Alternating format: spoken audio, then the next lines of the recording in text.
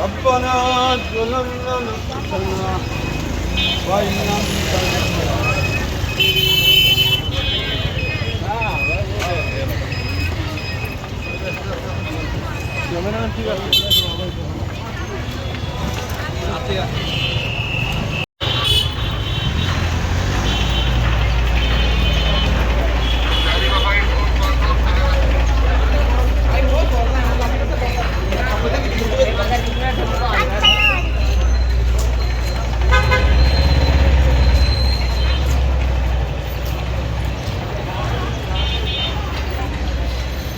আমরা মূলত নির্বাচন উপলক্ষে আমরা ফুড পেট্রোল করতেছি, grand food petrol confidence building করার জন্য, যাতে জনগণ আমাদের উপর বিশ্বস্ততা অর্জন করে এবং বিভিন্ন রকমের ক্রাইম থেকে তারা দূরে থাকে।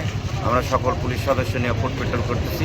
এই নুরেরসালা এলাকা, সাইদনগর এবং কিলবাড়ি টেক, হাসানিয়া মাদ্রাসা সহ এই যে সকল কেন্দ্রে আছে, কেন্দ্র এলাকা আমরা পরিদর্শন করতেছি, আইন শৃঙ্খলা ডিউটি করতেছি এবং একদিন পর পরে আমরা এরকম গ্র্যান্ড পেট্রোল করে থাকি।